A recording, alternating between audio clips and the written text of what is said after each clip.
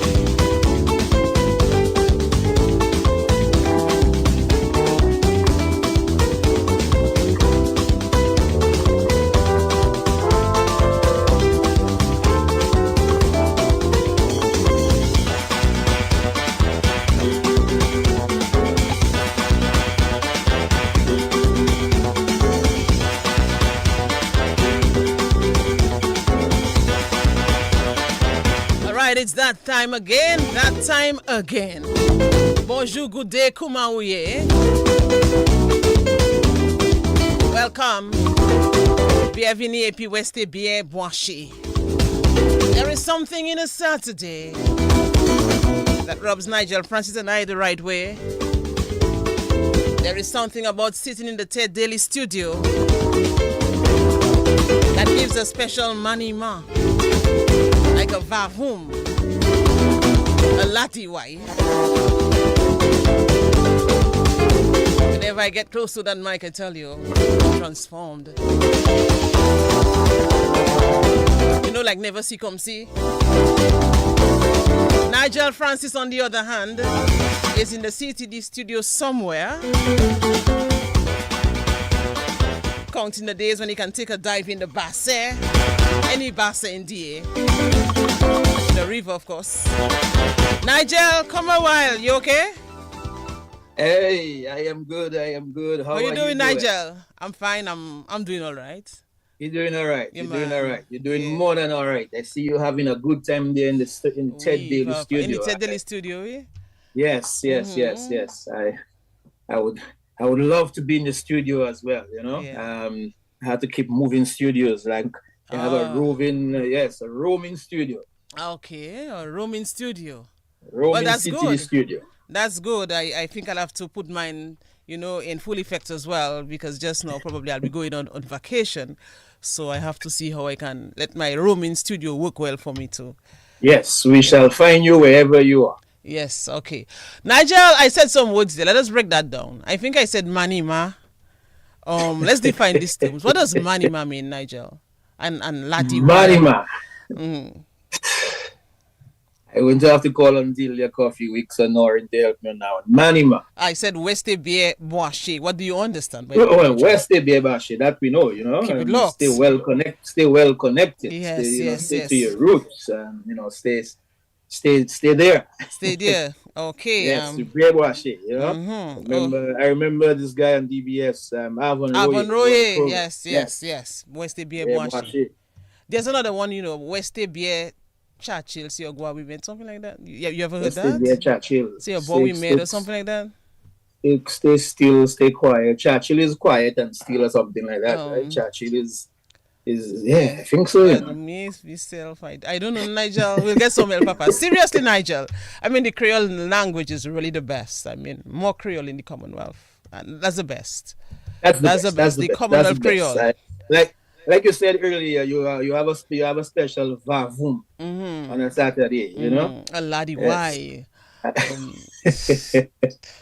A laddie why. Let's just say something when you when you're in the river and you go down and you have to see if you Lalin, right? Yes, right. Lalin. But Nigel, you on point with there. Yes, we. Yes. Yes. You have a lalin. Yeah, you have a lalin. I think Nigel, one day we have to invite 2 or 3 guests to look at the role of Creole in our cultural identity. So let me call K1, and when K1, when you come in stuff for people like Sonia Akpa, and in fact the entire executive of KEC. Put them on notice. Yes. Put them on notice right now. Yes. Yeah, because I mean that Creole language is something. What I love about it is the words that we're using, just the words alone, and that alone is enough to get you going. So you can imagine the different expressions and sayings that are there.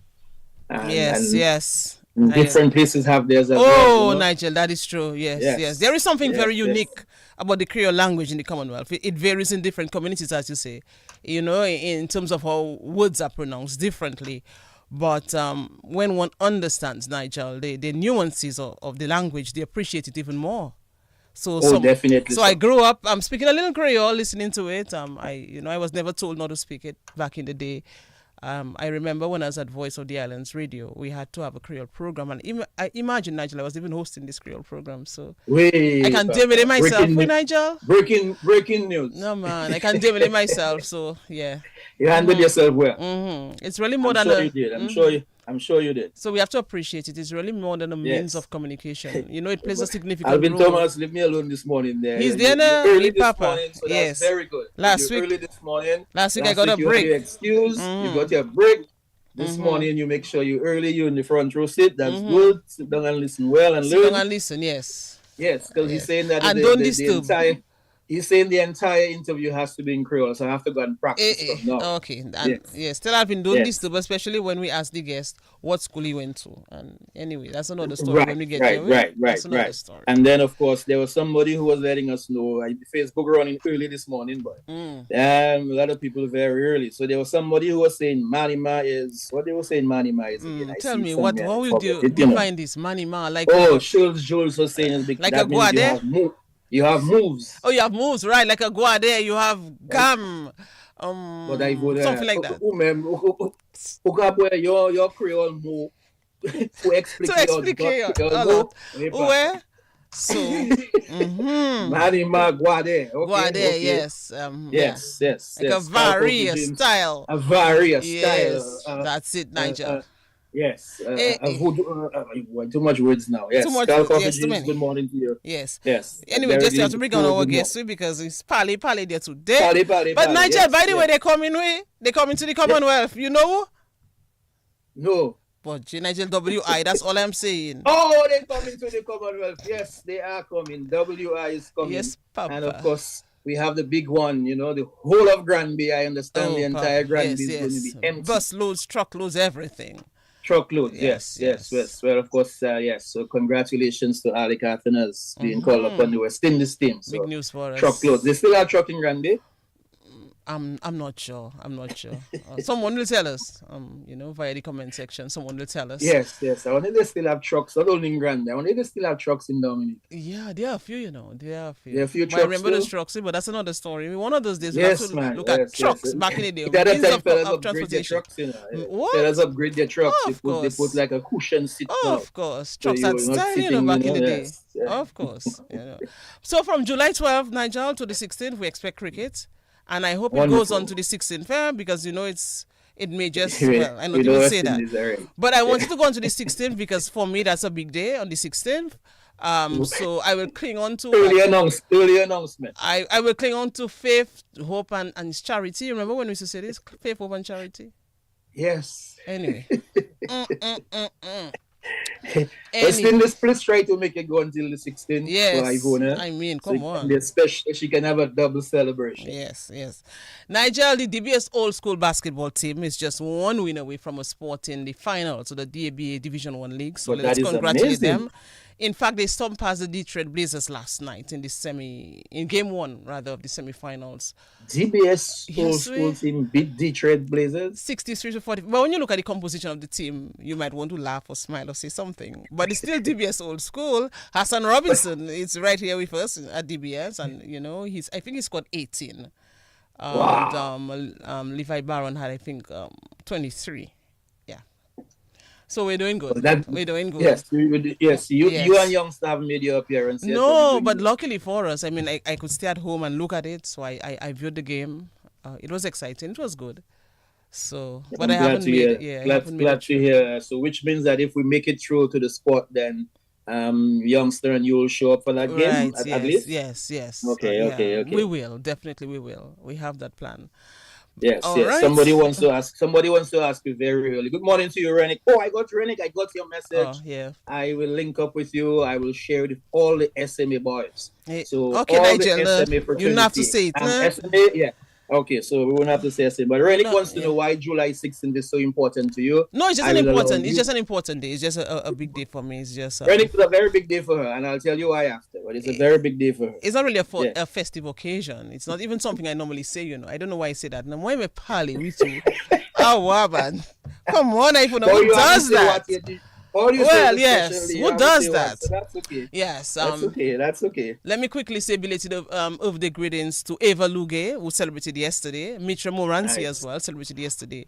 So congratulations to them. Congratulations, Nigel, as well to all the students who graduated. Various graduation ceremonies, preschool, primary, secondary, tertiary. And we've had quite a few of those. Oh, right? yes. Yes.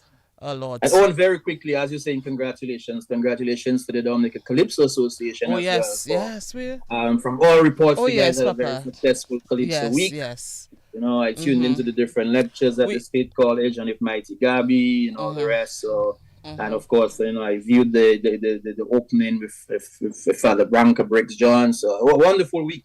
Yeah, wonderful week for them. So hope you can continue in that vein. Yeah, we had a good collab with them. So I'm happy that it went well. So Nigel, we have guests. We do.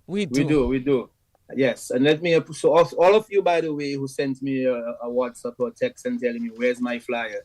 The reason I did not forward the flyer was because somebody didn't forward it to me. So. We'll leave it like that. I wonder who. You're serious? I don't know who. Why send that to them by mistake? I don't know who, but somebody didn't send it to me this time. I wonder if I didn't have access to it early enough. Normally I send whoever it out. That person is, blame them, yeah? Well, I have to put you on my broadcast list. I had you as special. I'll have to put you on the broadcast list, man, Nigel. I sent to about 1,000 people, just a little. Anyway, we'll see about that next time. Give them a demerit. Yes, you have a demerit for that. No, okay. Definitely. All right. So let's bring on our guests.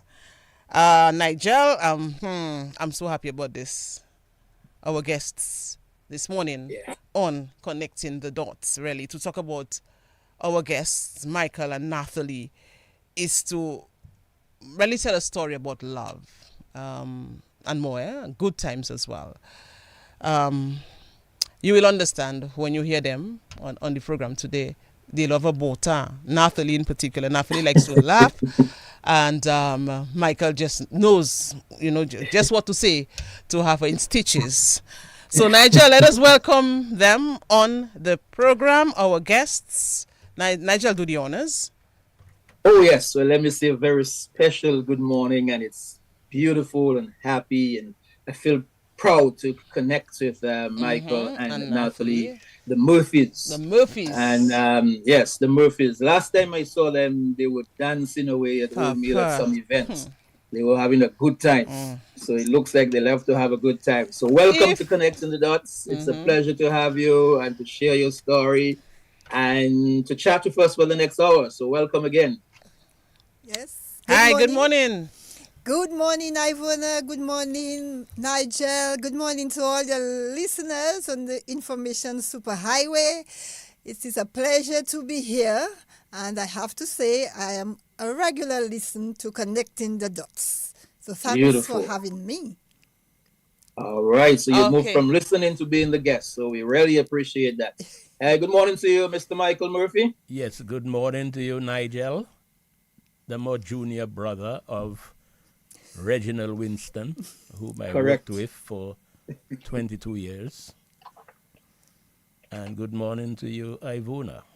And good morning to your listeners. Yes. Good morning to you, Michael Murphy. It is indeed a pleasure to have you on with me, Nigel. We had a little laugh this morning, and we had some good times as well. Yes. So I look forward to even more enjoyment on the program. Nigel, how do we begin? I think we begin from the beginning, right? So even before we begin, like in terms of both of them and they both coming together, we're gonna go separate for a while. I hope you guys don't mind if we separate you for 5 minutes. Not at all. Not physically, is it? So let's start with Natalie. Natalie, tell us a little bit in terms of what part of Dominica are you from, first of all. Yes. Well, I am from the village of Girardel. I was christened, baptized, Nathalie Girardel. I am the fifth of 7 children of the deceased Agnes and Cuthbert Girardel. And my whole teenage life was spent in the village of Girardel. And I now live with a sight impairment, but I was not born blind. But we will go further into that as the discussion continues. Wonderful, wonderful. Nigel, you heard And that? Nigel, just stick up in there. I am Nathalie Girardel from the community of Girardel. Of Girardel. Nigel, when will you say I am Nigel Francis from the community of France? Well, I gotta create my own community now. We'll say it. Yes, it's not very often that you hear the surname, the last name of the person being from the community that they're actually from. So that must be that's probably one of the only. I'm trying to wonder, is there any other last name or surname that the person I is from? think so, yes. Like Saint Joseph. Well, it's not. But, Nobody pays but for there are Saint others Joseph. as well. There No. are others. There's another You one. sure? There's another one. I just can't remember it now. All right, my Facebook people help me out there. If there's any other village in There's Dominica, another then one. the last name, surname as we say, with that name of the village, let us know. Yes, the village, Let not us necessarily know. the parish, but the village. Yes. Yes, But there, yes, but let there, us there know. are a few. But There we'll are a find few. out. We'll find out. Okay, Yes. we shall find out. We shall find out. So that was Natalie's story from now. Mr. Michael Murphy, what part of Dominica were you from? Yes, I am indeed closer to the city. I was born on the West Coast village where the sun never sets. It was always called Little Manhattan, that's Maho. And to be more specific, I was actually born in a small area called Monjojin. I suppose that's widened now. My parents were Mr. Fitz Murphy and Seraphine Murphy. I was the 6th child, 3rd son of those 2 persons. And they are both deceased. They have been deceased for a considerable length of time now. In fact, my parents did not see some of my own children, so that can tell you how long ago they have passed. Okay. Wow. But I am from that very popular, I hope it's still very popular because I haven't seen it physically for a number of years, almost 3 decades. The village where the sun never sets, and But- they always say the village where you never sleep. Yeah, the village that never sleeps. He said something about Little Manhattan, but I know it's a village that, anyway, never sleeps. Well, it was called in my days Little Manhattan. Little you know. Manhattan. Like, you know, And I can probably Manhattan- see why, because even Manhattan today they in never New York. sleep. That's where the sun never sets. Okay. Ah, right. All right, so let us move on, Nigel. Let us get to the meat Yes. of the matter. And by the way, meat of Nigel, the matter. here are the house rules. We will skip the question to Mr. Murphy about what school did he attend. We can skip that question, okay? Continue, All right, Nigel. no problem. Okay. All right, Alvin, he went to SMA, but we can move on. We will skip that question. Let's go. But I mean, both for the both of you, I mean, if you can recall growing up, like what was it like growing up in the particular village that you were? First, Nathalie, what was it like growing up in Girardel? Well, growing up in Girardel, it was very fun growing up in Girardel. It is a very small community, but people are closely knit together. As I said, I was not born blind, so I went to the Girardel Government School. I was christened the Catholic, and I am still a member of the Catholic Church. I went to church in the Our Lady of Perpetual Help Chapel in Girardel. I was once a member of the church choir. I started getting involved in community activities at the age of 9. In those days, we had what you call the Young Christian Workers, but then there was the youth arm called the Pre-Young Christian Workers, or Pre-YCW. And so at that age, I joined the Pre-YCW, and I think that was the foundation for the person that I finally have become, in that being a leader, an advocate, someone who believes in development and looking at social issues and addressing rights of persons with all types of disabilities. That's what I do now. But generally speaking, it was a good upbringing for me in Girardel. I was taught all the Christian values and the social graces and what it is, to be your brother's keeper and have respect for authority, and so on and so on and so on. So I have lived all these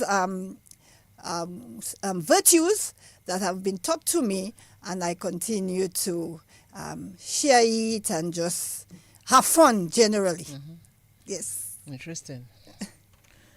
Yes, Nigel, I like that. And I mean, well, we'll get to that, but I can tell the fun that Natalie has. So, but we'll get to that part in a little bit as well. Well, Natalie is a laughing machine. Right, by man. And when Natalie laughs, you have to laugh. You have to laugh. She has this kind of infectious laugh. When she laughs, you laugh. That's it. Yes, definitely so. Michael, Maho, what is Maho like? I mean, I guess Maho has changed a little bit, maybe a lot. It has changed a lot. What was it like growing up in that community of Maho? Well, as I said, I grew up in the smaller part of Maho, a little above Maho called Mount Georgian. And I was being the number 6 child in the house. I was well protected. My brothers and sisters, most of them became teachers. So that was in fact my preschool. So I didn't have another preschool to attend. By the time I went to primary school, that was the Maho Massac Primary School, just above the cemetery in Massac.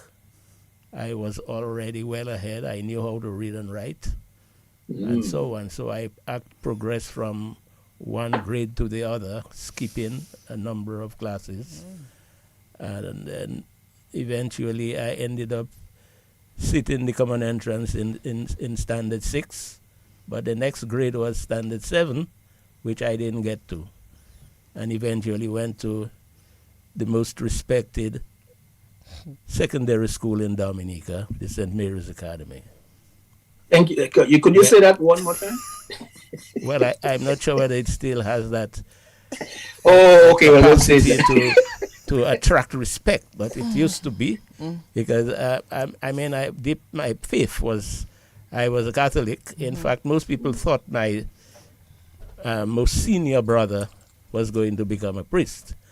He was my mentor, and at SMA we were always asked on an annual basis during Vocation Week, what would you like to be? So I used to put, I want to be a priest, a brother, but I also want to be a married man. And not necessarily in that order, or that's how you had it? Priest, brother, married man? Well, I used to tick them in the order which they appeared, but they had married, they had priest as number 1. As number 1. Brother second, and married third.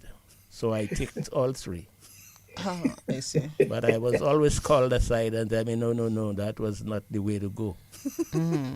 But I was more or less following the trend of my brother. And up to the time he went to university in 1957, my thoughts was on becoming a Catholic priest. But 4 years later, when he returned to Dominica, he got married. And that caused me to change my mind automatically. There went your dreams. But I mean, but at that time, we behaved. I mean, there were 3 brothers in the house. We behaved like my big brother was the priest, and my middle brother was the senior acolyte, and I was the junior acolyte. And we knew the mass, word for word in Latin. In Latin. And wow. Eventually, my brother, when he went to study at Iona College, when everybody thought he was going to become a priest, he ended up getting his first degree in classical languages, which included Latin, French, and Greek. And he taught me all of those. Wow, that's interesting. That is interesting. Especially, I mean, I like the part where you had to tick all 3, and they told you, no, that's not it, and then you changed your mind when your brother came back. So, but almost there is something in me that which causes me to behave as though I was a priest. In fact, most of my former colleagues at SMA, when they meet me, they thought I was going to become a priest. But you had that money man back in the day. Yes, I never stepped on anybody's toes or anything of that nature, and I went throughout my life living that way, Nice. without offending anybody. I always thought of the good of human beings and humanity. For that matter. Were you ever involved in sports, or was it only academics? Well, at SMA, you had to play sports, cricket, and that's when basketball started. And this famous name, Bernard Kiwi Thomas, we were in the same form. We played cricket and football together. But I didn't play as well as they did. I was not as tall as they were. Markford, Zamor. And so on. Some of us loved music. I recall Gordon Henderson and these guys, they loved the music. So you see where they tended to be. My brother, who was a famous mathematician, caused me to have no choice but to become one myself.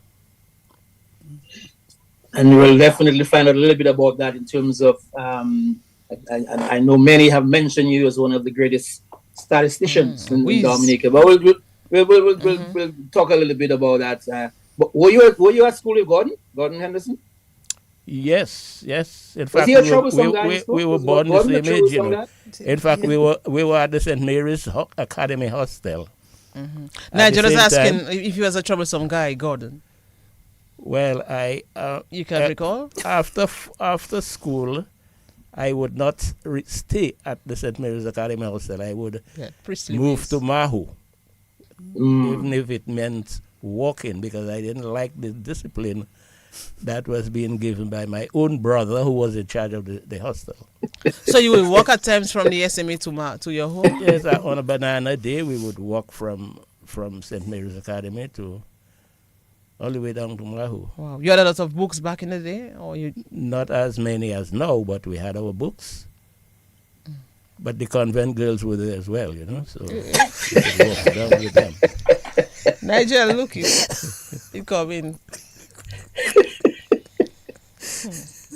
So you could walk side by side, so you never really felt the impact of that walk. It ended up being a beautiful walk. That's right. Most enjoyable walk, which I missed all nowadays, because I can't. Walk and talk, right? Yes, and touch as well. I tell you, Nigel. Trouble that. That made the walk even more interesting. Yes, more interesting. I can well imagine that walk. But what about? I mean, in terms of subjects, though, and before we go to that, let me ask Natalie as well. So Natalie, I know you mentioned that in Girodale when you were in primary school and all the rest, Yeah. you were part of activities. Were you involved in sports then as well? A little bit. Well, when I started my infant's education, Mm. a few months later, my infant teacher, who was Sylvia Georges, discovered that there was something wrong with my sight, and then she brought it to the attention of my parents, and eventually, when I was taken to an eye specialist, he diagnosed me as having vision problems. Mm. No, I should say sight problems. Michael will correct me because I have sight problems. So that sort of limited, my participation in certain activities. But I did play hopscotch. I know about jacks. I know about skipping. I know about rounders. Played a little of that, but I'm very much affected by the fact that my sight Okay. was not very good. Oh, okay. Yeah. And my And of teacher, course, you're another gonna talk. teacher of mine that I have to mention, is Miss Elizabeth Alfred. So I have to say big up to her, and she was also instrumental in getting me into the Young Christian Workers movement. So she was a very, very, very good teacher, and up to now I cannot stop calling her Teacher Babette. That's how we knew her in Jordan. What? Yes. So I want to state that here, but she was really, really good to us. Loved young people, looked out for them and always encouraged them and ensured that they got in the education that they really had to. Oh yes. Wonderful human being, Miss Alfred, of course. Former chief youth officer. Yes. Worked with her for some time. Really wonderful lady. So Michael, in terms of, apart from the walking and the talking and occasional touching, all the distractions, but you still found time for the books. And what was, Natalie mentioned some of the teachers. What about you? Some of the teachers that probably taught you at SMA then? Yes, at SMA alone, I call it today.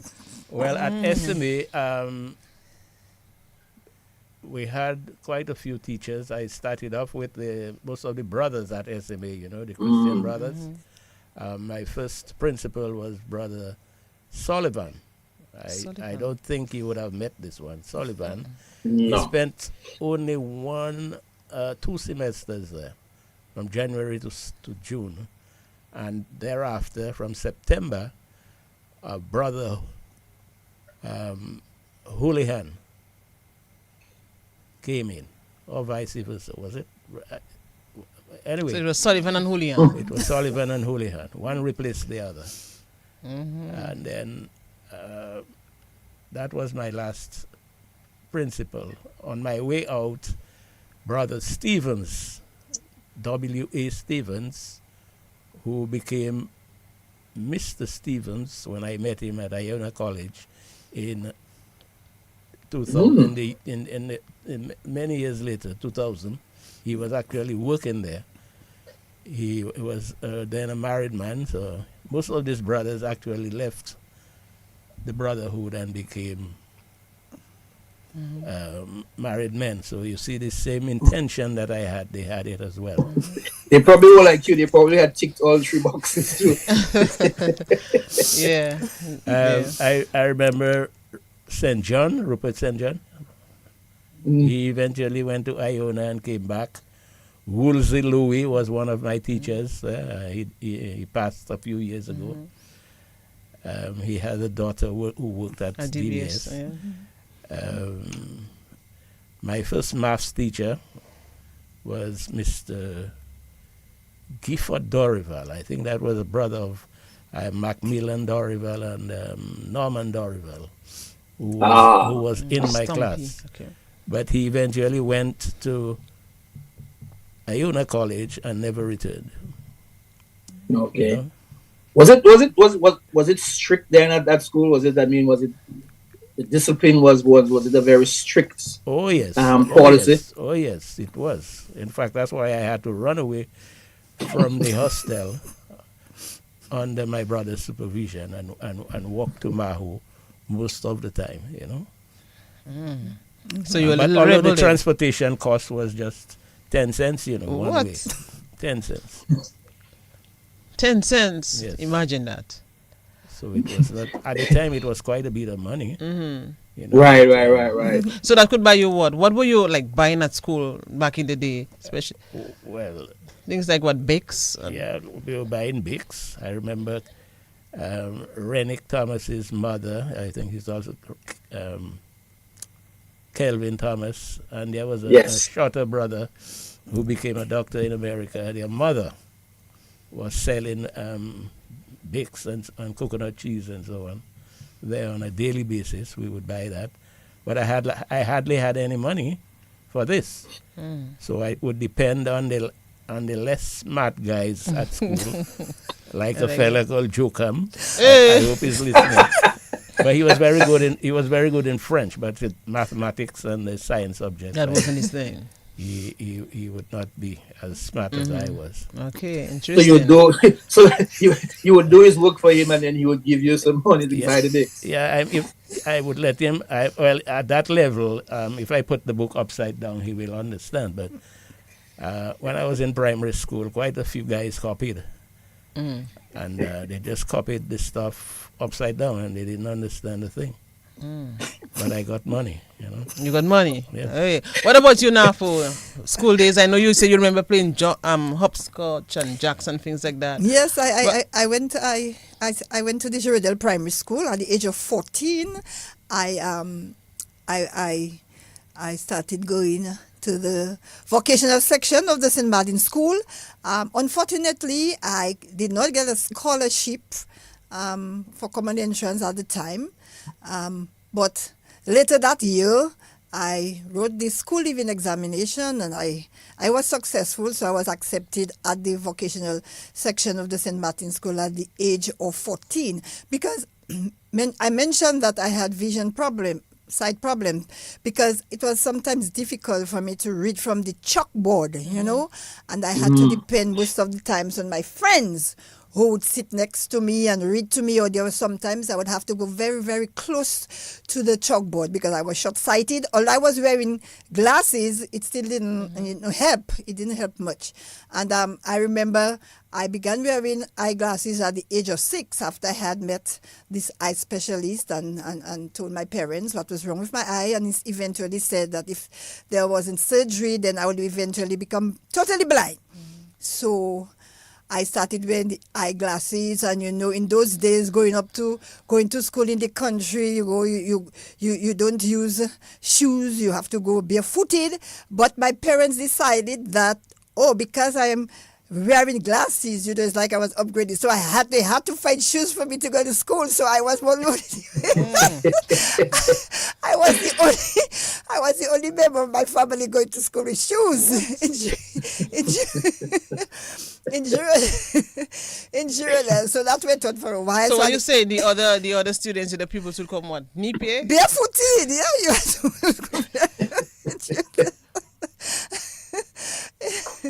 So I remember that, but I had support. I had support from friends. Some of them that I still have as friends, even now, and they were very, very good to me. Very, considerate, assisting me. Moving on to the vocational section, it was the same. It was the same thing. My teacher then was Joan Charles, and there was also the sister Alice Charles, and another teacher was Miss Sonia Williams. So they taught me in St. Martin's vocational.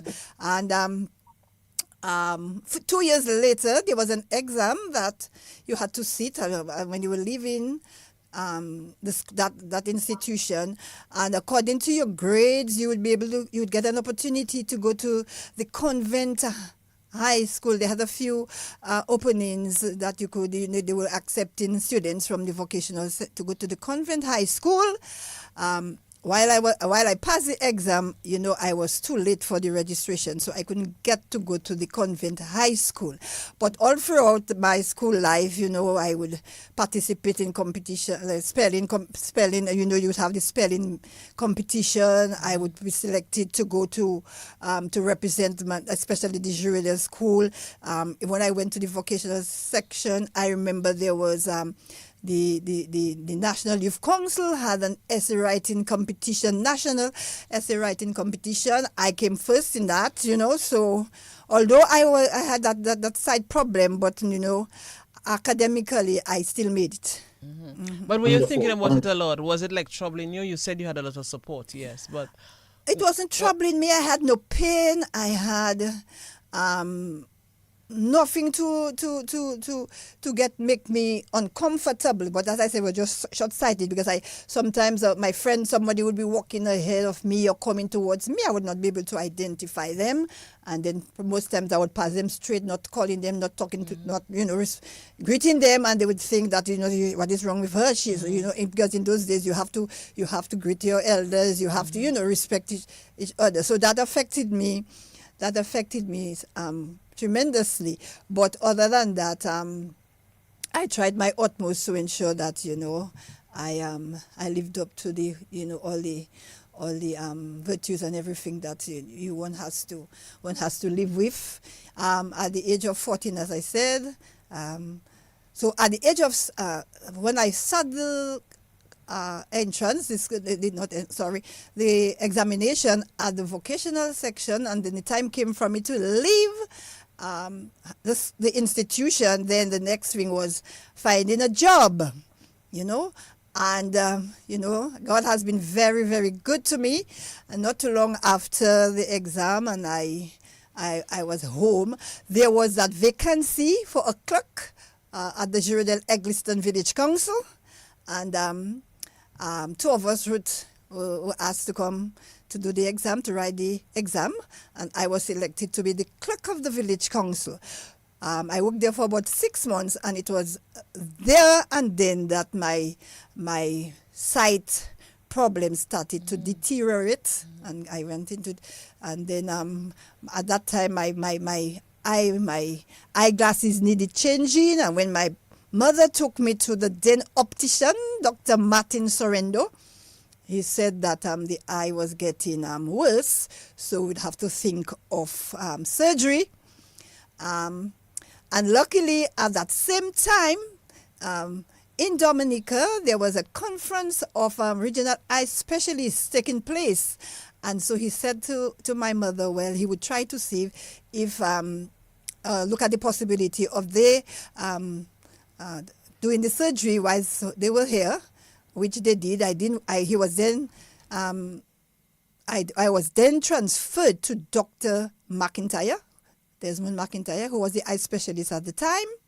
And the surgery was done. I stayed there for a while, and then when I was taken for checkup a few weeks later, I was told that something else needed to be done, and I'll have to go to Jamaica. And the government of Dominica sponsored me, and I went to Jamaica. I stayed in Jamaica for 3 months. The surgery was successful, yes, because after the surgery, and I was given eyeglasses, better eyeglasses, I was able to see better. Plenty of things that I had not seen before. I was able to see that then. Even seeing a plane flying up in the sky, I was able to see that. I could not see that before. But lo and behold, there again, something went wrong. Wow. And my eyes, I had some pain in one of the eye, the left eye. When I went back to the eye specialist, he said I had a hemorrhage in the eye, and I lost the sight instantly in the left eye. I was still able to see for a few months in the right eye, and I'm talking about between 73 and 74. And then by mid 74, I was totally blind. 1974. So that is how I eventually became totally blind. And in those days, no facilities, no programs, no, areas to adjust to blindness, except just a workshop for the blind. So I was introduced to the workshop for the blind. I stayed there for a while. And then it was there 10 years later, that the movement for persons with disabilities began taking shape in the Caribbean, and then I got on board, and then I have been there ever since. Wow, we'll get to that. But Napo, let me ask you though, how were you coping at that time with this blindness? Help us understand that struggle that you had. Well, maybe different emotions, probably shock, anxiety. Well, it was very traumatic. It was difficult. I remember crying silently. I don't think my parents would know that I would be crying, because it was really, really painful. I could not, move about on my own. I had to stay home. My parents, my sisters, my brothers, everybody would have to help me the best they can. There was nothing like adjustment to blindness, and you have orientation, mobility, teach you to live, without sight. That was not available. So my parents did what they could, but they never deprived me of anything. Like if I wanted to go somewhere, if I wanted to like practice for choir practice, and so that continued. My brothers or my sisters would ensure that they take me to practice, and even when I was I continued being in the youth group. They would be there. They would read to me. My father was a gentleman who really encouraged us to read, and every Saturday religiously. My mother, who would usually go to the market, she would have to bring up a newspaper so that we could read the newspaper. So I missed that because I enjoyed reading. So that was hard for me. But other than that, my parents, as I said, my sisters, my brothers, they were there to support me and to encourage me and to try to ease the pain and make it a little easier for me to accept the fact that I could no longer see. Wow. Yeah. But apart from the support from your brothers and your sisters, your family, you had support from the community as well? Oh, definitely. How was it growing up in the community, as a young person, blind? Well, it was something new for everybody, especially seeing a young person, a teenager, so they provided the support as best as they could, and they were always supportive. Whatever I wanted to do, they would be there. My friends would be there with me, the boys, they were always so you get attracted. Oh, the boys were there. You get attracted to I got attracted to the boys. Mr. Murphy smiling, boy. What? I guess he's remembering his own days when he was walking and talking and touching. Oh, memories. So yeah. But that's an interesting story. But it was easy. But it was, and then of course my parents were very protective. If you ask me, overprotective, because they had to make sure that in those days, if a blind person were to get pregnant, that would be a big scandal. So they made sure that I stayed away from the male or the young boys as much as possible. So but nonetheless, it was. Looking back at the time, it was hard. But now you can laugh at it and say that it was fun. It was all part of growing up. It was all part of life, and So you have to accept life as it comes. So had I just given up and say, well, that is it, and just fade away and not come forward and say, yeah, I have to continue. Life without sight continues, Yeah. Interesting story, Nigel. Yes, I love that story. Nigel, people are calling, by the way. At times we have to also engage our listeners on radio. So let's see if this person wants to share something with us as we move on. Okay, so you'll have to call back. Very interesting story. I like this. Let's hear from Michael again. Nigel? Yes, the last time we heard from Michael, he was trading Bix and cheese for homework. So I guess that must have been the beginning of his journey as someone involved in statistics and numbers and figures. Tell us a little bit about that journey before we get to the point where you are now. You were the chief statistician at the government department. What was it like? Yes, how did you end up there first there? Yes. Well, my blindness. I noticed my blindness was starting since 1973 when I was just about 23, 24 years old. While I was attending university in Washington, D.C. But and that caused me to be sitting. And there was no occurrence before that. There's nothing to. No, because after I left school, there was nothing close to that I had to do except to work, go to work, and return home. You know, but the effect was not felt until I got to that point where I had to be looking at boards and taking notes and so on. I had to sit in all the way up front to get that, but it still didn't bother me. I thought that was a passing wind. So I allowed it to go on for many, many years. It was not until 1997 that I was legally diagnosed with glaucoma, but by that time quite a lot of damage was done to my eye. In fact, I was already almost totally blind in one eye, in my right eye. It's when the left eye was beginning to be affected that I observed.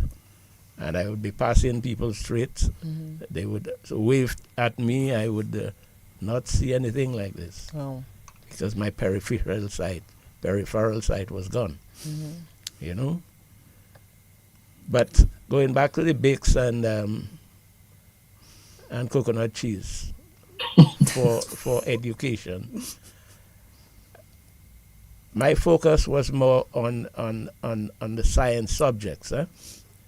Science, I did science subjects, and my focus was on that, and that included mathematics. That was my strong point, I would say, as well as French and Latin.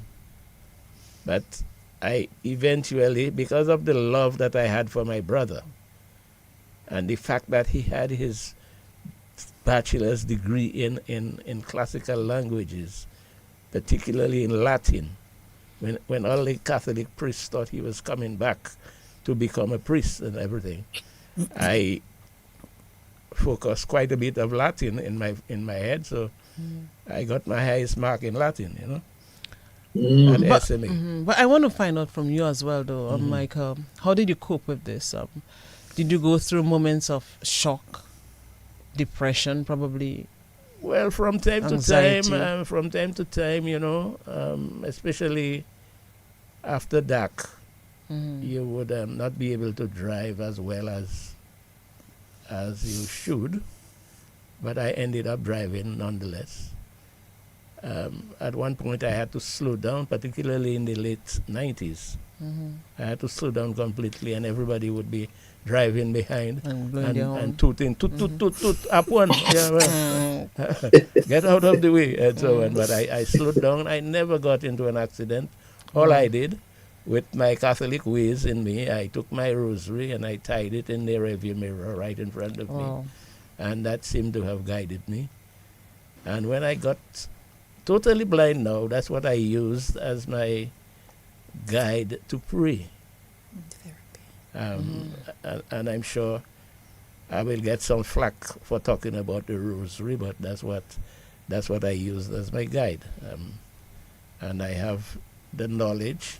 I must have studied more religion at SMA, and I'm sure Nigel can confirm that. If he studied religion, that was a specific subject we had to do. Yes, that we had to do. But I didn't do too well in it at GCE level, because my focus was not on subjects like history and religion. Even if you had ticked brother, priest, and the other one. Edward Murphy was my other brother. He worked here, you know. He was the Edward Murphy, one of the senior tech or chief tech here at one time. But he migrated. He migrated in 1980 to Canada. But he has been coming here from time to time. Edward Murphy. Edna Murphy. Wow. You've mentioned Michael. You've mentioned Latin a couple times here. Was it like? Was it a subject taught at school when you were in SMA and you had to do it? Did a lot of the students did Latin then? Yes, up to my year. I think it was done 1 year afterwards. It was compulsory. Thereafter, it was dropped almost completely. Because in my days, what you had was only 4 students sit in Latin. And of course, we were the top students at SMA then. So we didn't have a choice. Mm-hmm. But Wow. Once you're doing Latin, you were considered very bright. Oh yeah, say something first in Latin. I can remember having discussions with, I think it was Mark Douglas, before we talk a lot, and he would always bring in that Latin. I don't remember anything not Latin. Oh, no, yeah? you know, Dominus no. vobiscum. Well, the Dominus Vobiscum, but the actual Latin. I studied Latin prose when I went to sit the exam. I could tell you what chapter, what verses they asked me to write down, and I knew them word for word. You know, in Latin. You know. Wow. I mean, it's interesting that we're in Dominica and Latin. But being one of that the seemed to have subjects helped that quite do. a bit. It seemed to have helped quite a bit with English, your foundation in English. Latin seemed to have helped quite a bit. Yeah, but it's almost one of the dying languages now. It's not as, I don't want to say popular, but maybe it's not taught or spoken as much as it was back then, right? Well, it was never really a spoken language. You would hear it more in churches. Church, yeah, the Gregorian chants and all of that. Or the place. And if you want to be a teacher, like my brother was a teacher of Latin in the upper forms at SMA and sixth form as well.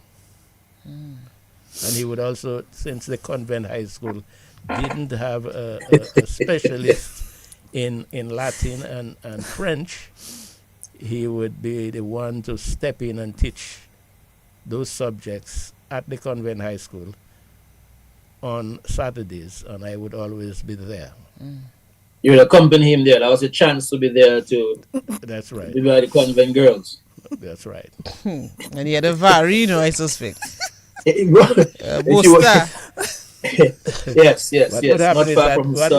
Not far from his son, trendsetter. Yes. But you would let your education, how smart you were, that would be the sufficient, you know, to the attractive part of getting organized. Yes, the swag would come in naturally because you had this lockdown. Wow, I'm really loving this. But Nafali, let me just come back to you. Yeah. Teenager, you're going through all of this. Yes. What were you really missing? Were there times you'd say, "Wow, boy, I really wish I could see this," or I really wish I could get involved in this? Yes, I did felt that way. As I said, I miss reading because even before I lost my sight, every year you'd find me. I would have a book. I would read. I read everything I would put my hand on. I would read. So that was one of the things that I miss the most, and of course not being able to independently move about. You must depend on somebody to help you around.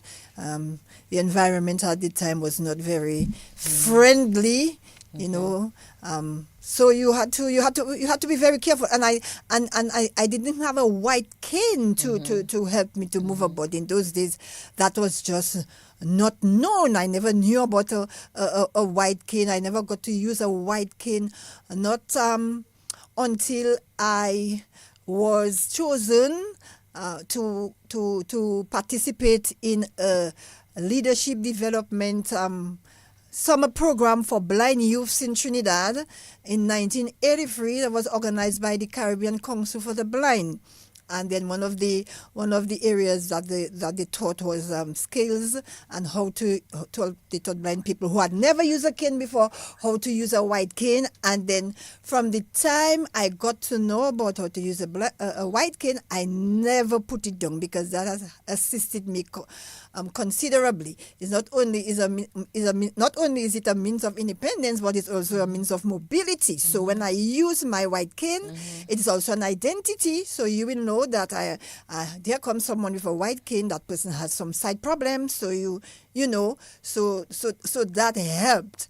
And that was the foundation too for the advocate, the disability advocate that I finally became, because the program was in July of 1983 for the blind youth of the Caribbean.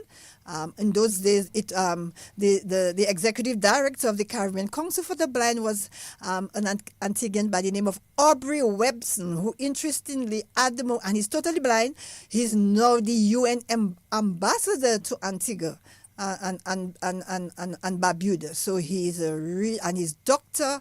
Aubrey Webson, with all his blindness going, he has his doctorate and so on. So he was sort of my mentor. He was my supporter, because he assisted me greatly to after I left the program in Trinidad. We were given the mandate that you go back home and start off an organization of persons who are blind in Dominica or in your country. At the time, there was something, Society for the Blind in Dominica, but it wasn't functioning as it used to. So it was more or less in dormant, sort of dormant. But coupled with this, at the same time that I attended the program in Trinidad, there was also the disability movement taking shape in the Caribbean, because that was in 1983, so 2 years before that, there was the International Day of Persons or Disabled Persons, and then so the movement started. The movement of persons with disabilities started around the world, and so the pioneers were going around the Caribbean encouraging the formation of these organizations, and the then Reginald Rule, who was a wheelchair user, was selected to represent Dominica at that program in Trinidad. And then one of the mandates given to them was to go back home and start off an organization of persons with disabilities. So there we are. I am there with a mandate to come back and start an organization for blind persons. There he is given the mandate to come back and organize set up an organization for persons with all types of disabilities. And Dominica, being a small country, they say, well, it doesn't make sense to have two separate organizations. So we came together, because at that time I was at the workshop for the blind and he was also the assistant. So eventually we came together and decided that it would be better.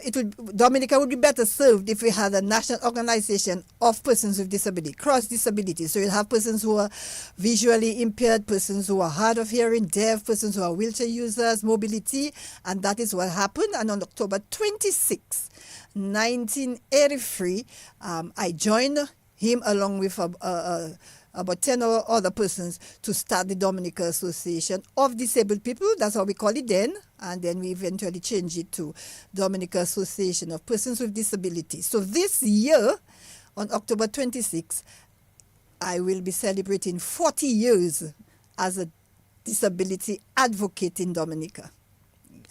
Yes. Wow. That's a wonderful story and a wonderful journey. One of resilience, but also one in which you decided that you were going to take the forefront and advocate for those with disabilities. You're not going to stay back. That's right. You're going to make sure you can continue doing all the things you used to do and let other people know you can do that as well. Indeed, yes. By the way, Dr. Damian Dublin is saying via WhatsApp, tell T-Boy Twamblad Murphy. Why is that for me, did it?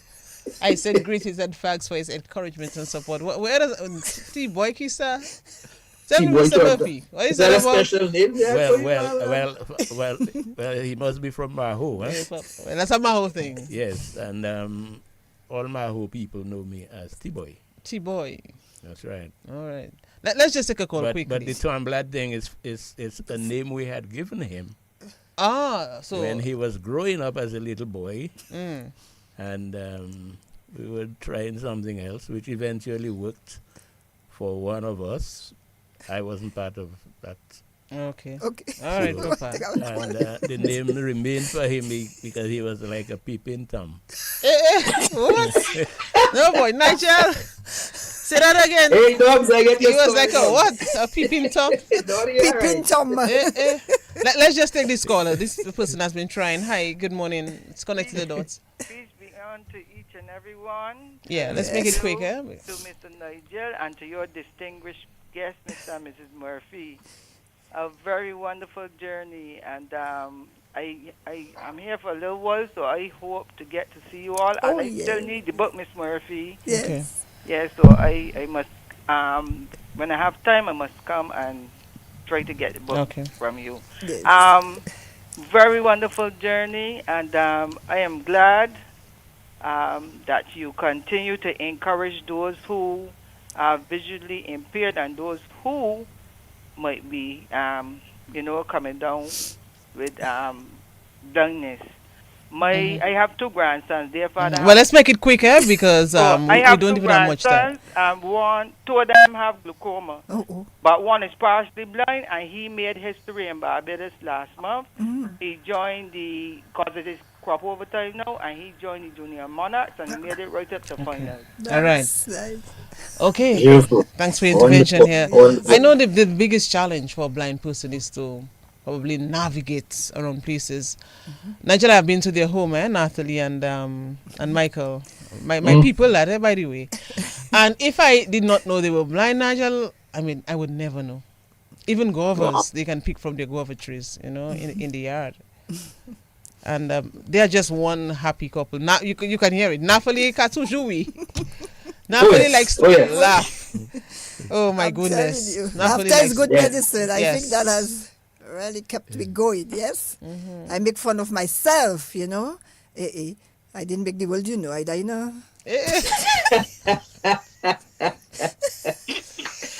Thank you, Mike.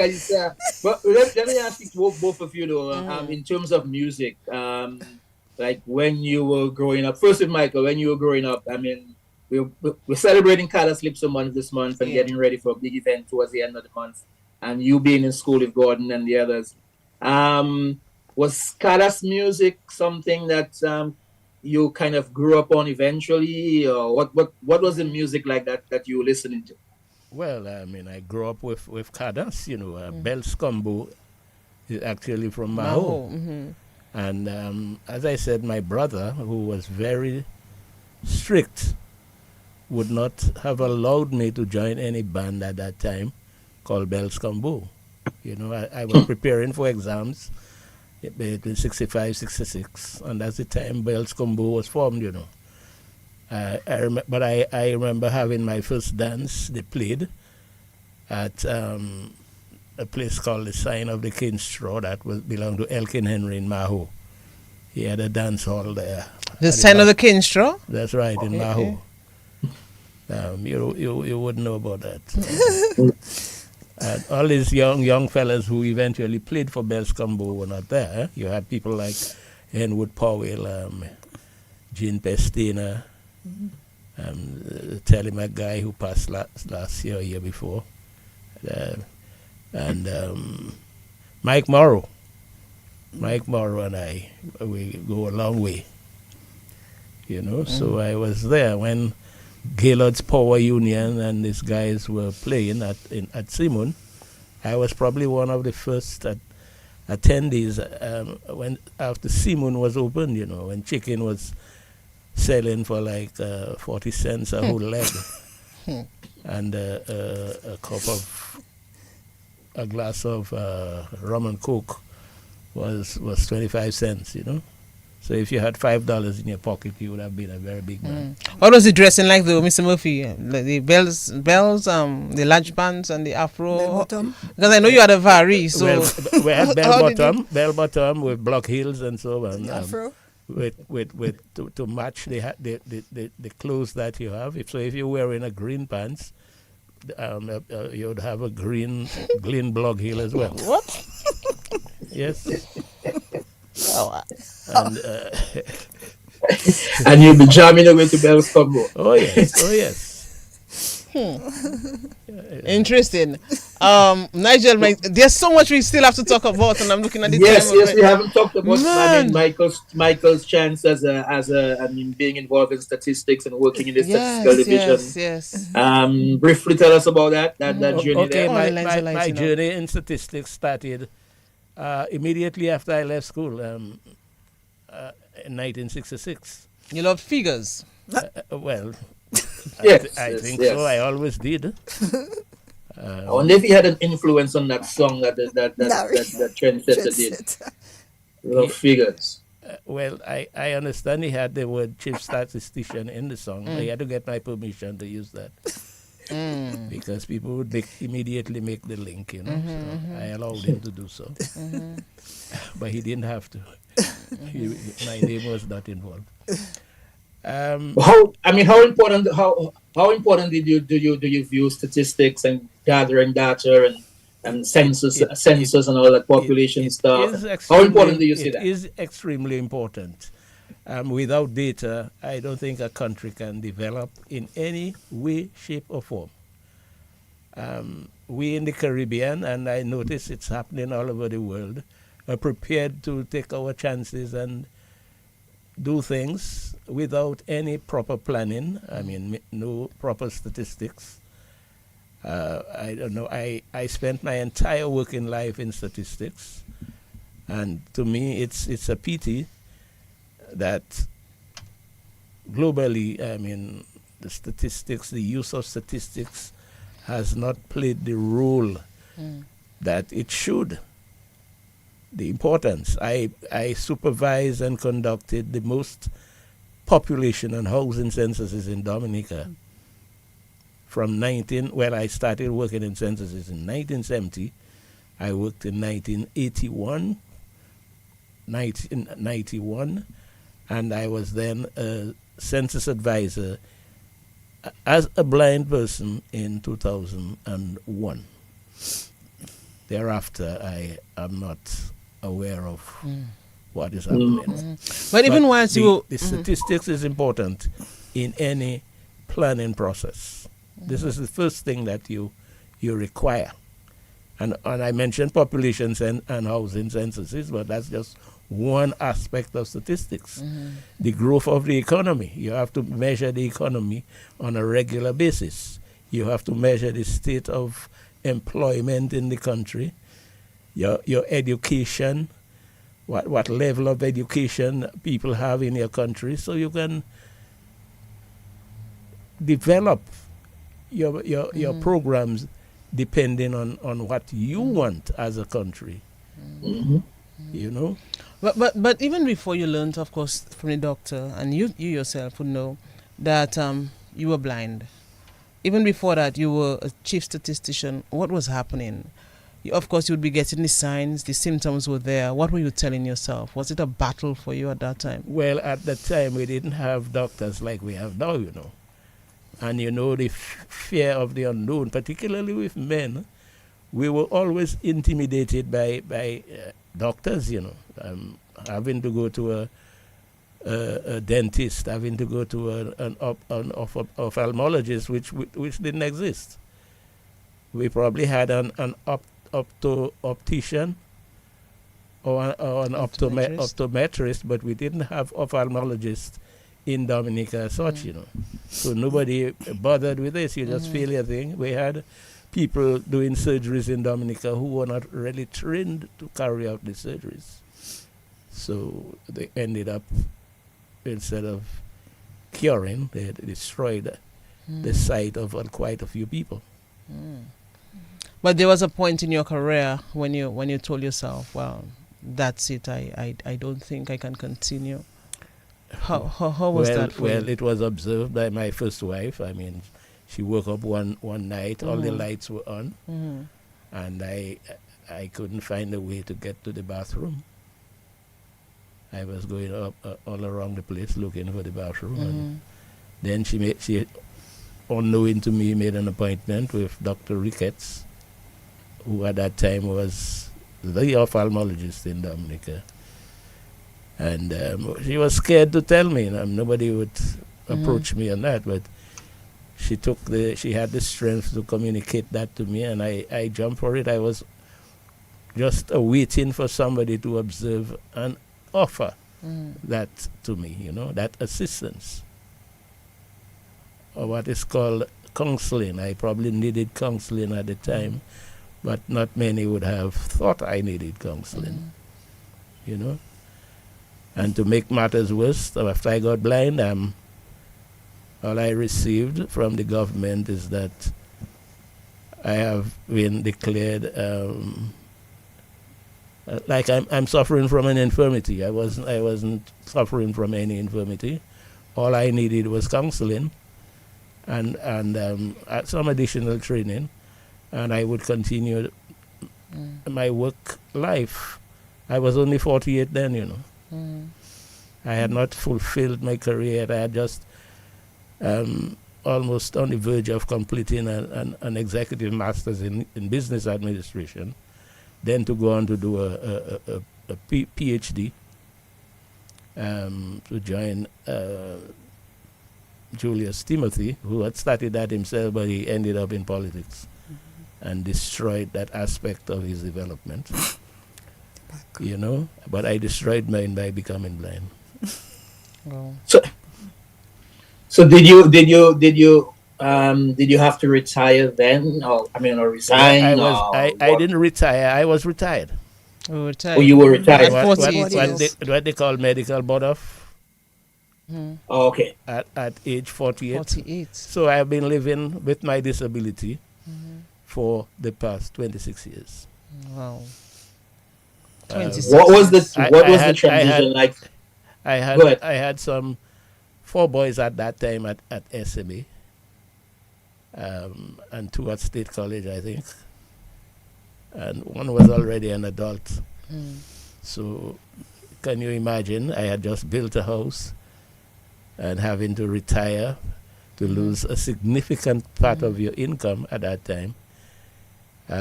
I could have acquired another disability called loss of mind, Yeah. But I sustained that and eventually dealt with it. But I got a worse disability a few years later when my first wife passed, So I had to father all the children on my own, all my money was spent on paying off telephone bills because some of them were all over. I had four children at university at the time when she passed. So I had to get into their minds and see where they were. But they eventually did very well, I'm satisfied, and that's what keeps me happy. And to top it up, I eventually met with another beautiful wife.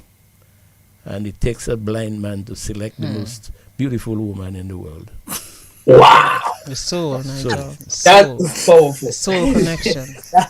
That's a powerful statement right there. Yes, I love this. It takes a blind man to select the most beautiful woman in the world. I don't think any other man has done that in Dominica. Blind man. With your permission, I'm going to write that down here and put your name maybe behind it. Okay. So I have evidence of it. You can see it. Yeah? So Mr. Murphy, you making so you made your break now for it went. Tell us. Yeah, how was the break? Oh my goodness.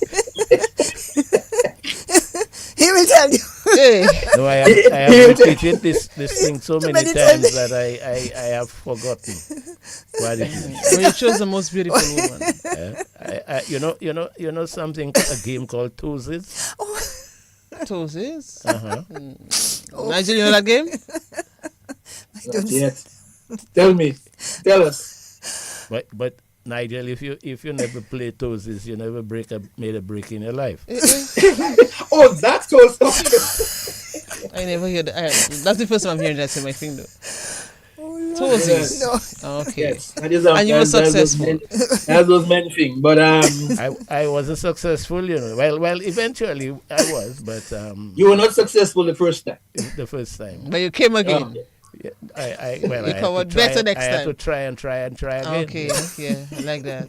And it worked. Wow. That's the ability. What is it like, though? That's the in terms ability of, that blind people has in when you're at something, you have to be successful in what you do. I like If you that. want to for those achieve. for the both of you, for those who who are listening, viewing, and everything else, what is it like just on a general daily basis? Both of you are blind, living. I mean, as a couple, what is it like? It's just normal life. I get up in the morning about 5:30. I go to the kitchen. I make my coffee. I take this cup to the bedroom. Then I prepare breakfast. If I have to go to the office, I am ready for 7:30 for whoever has to pick me up. If they have to be cooked, if we have to cook before I go, we do that, or we organize how we're going to have our lunch. And it's I get up on a weekend. I will do my cleaning. I have a helper on a Saturday, and by the way, let me say good morning to her because she's listening. Hi, Rosa. Good morning. We'll be there shortly. So she comes to help us on a Saturday. But other than that, it's just living a normal life. We listen to the radio. We have our iPhones. I have my laptop computer if I have to do work for the APD because now I'm officially retired, but I still help them now and then. And I have to say before I leave, how much the development of modern technology has helped us as blind people.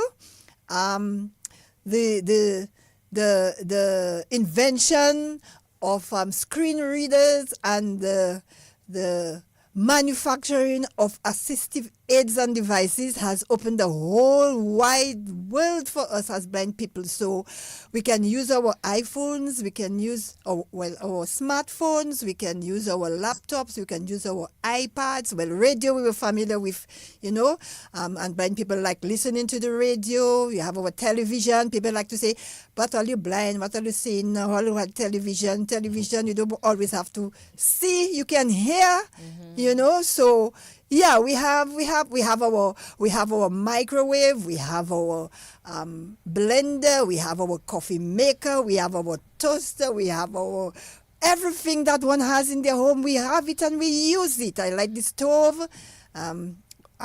Recently, I became very independent. I don't light my stove. Most times I would have depended on Michael to do it for me, but I got introduced to a simple lighter, battery-operated lighter. So now I'm able to light my stove. So I do my cooking.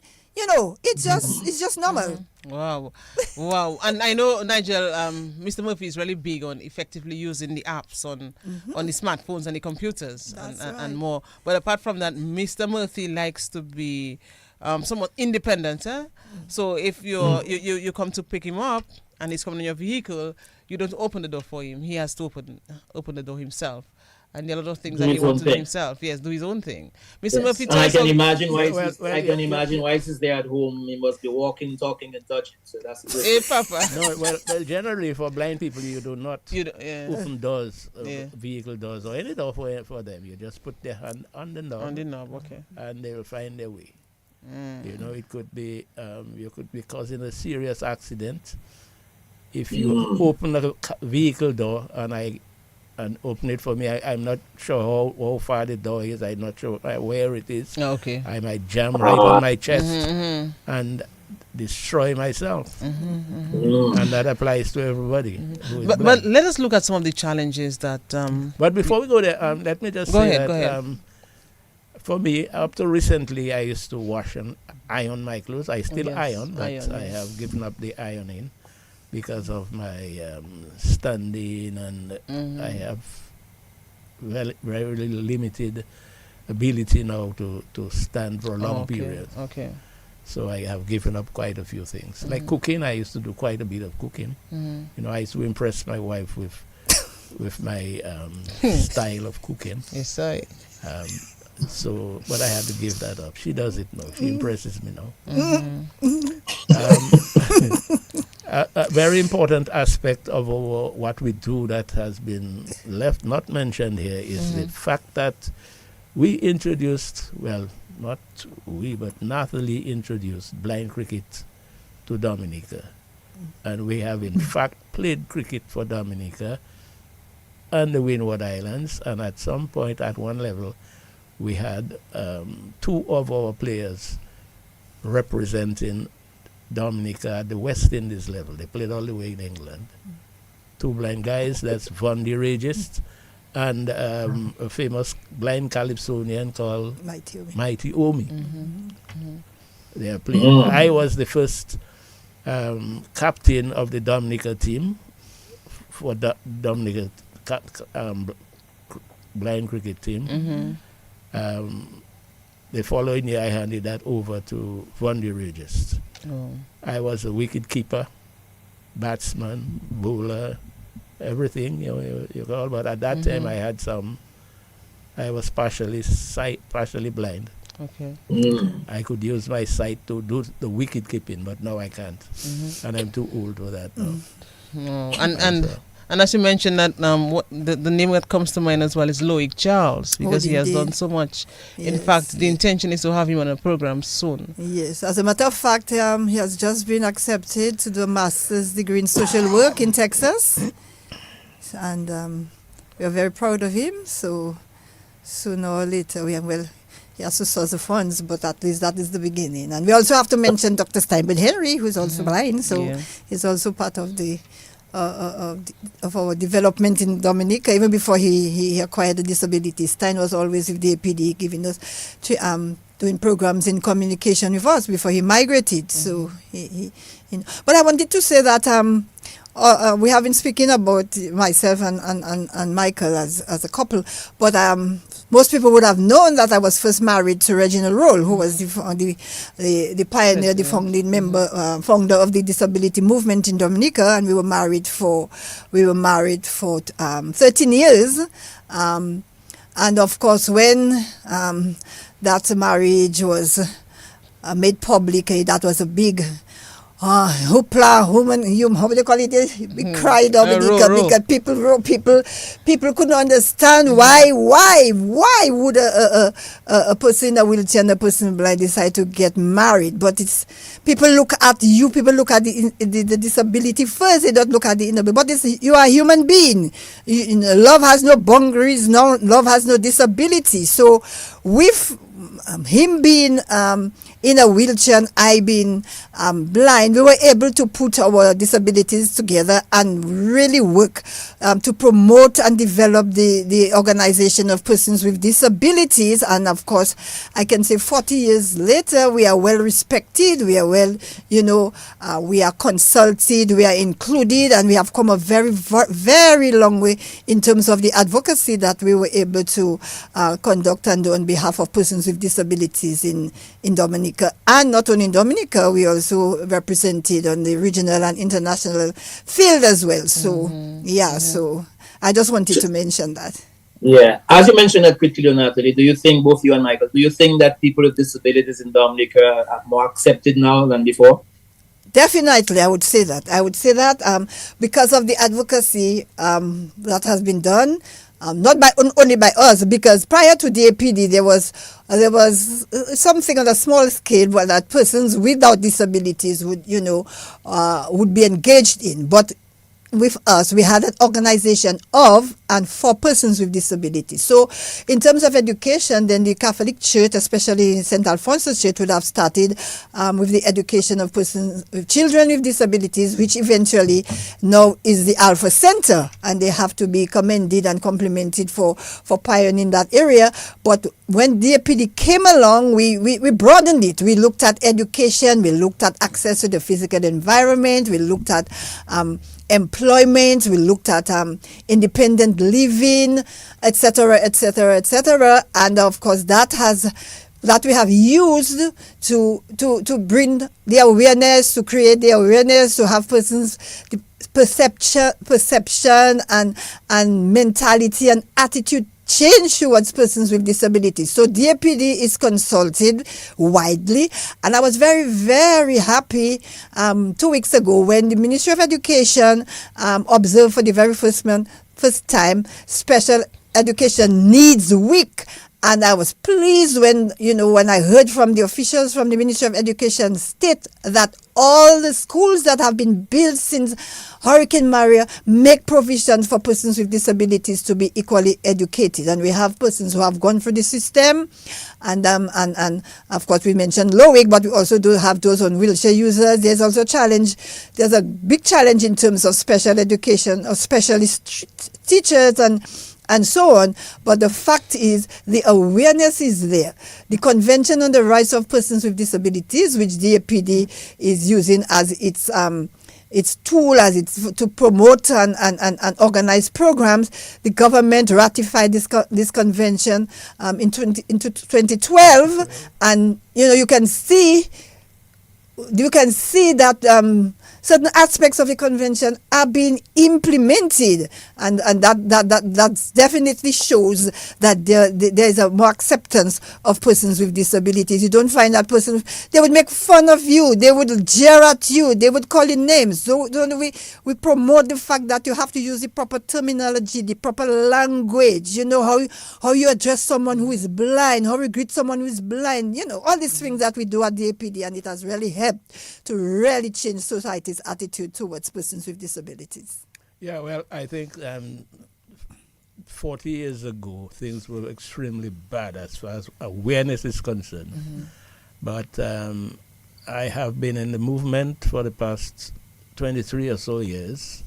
When I came in, it was still very bad, I would say, because it was not easy for me as a blind person to come to town and walk with anybody, not assistants, nothing, no one. I would have a cane and somebody would pass and give it a few kicks.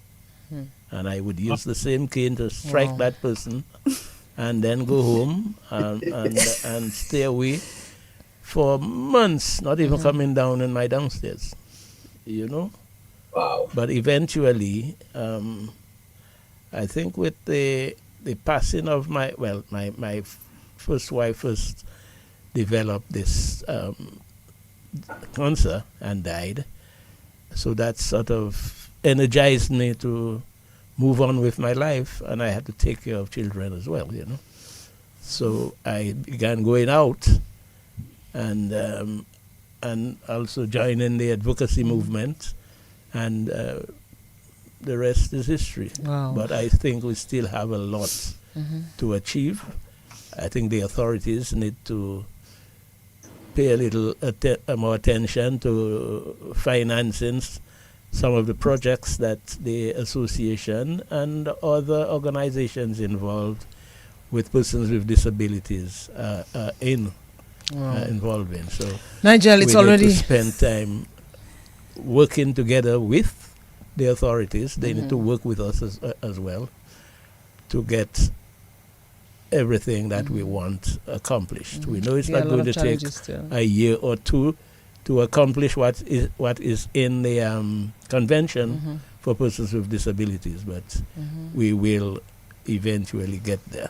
Wow, Nigel, we have already run out of time, but quickly though, there's a video that went viral. Mr. Murphy, you have strokes, man. What's that?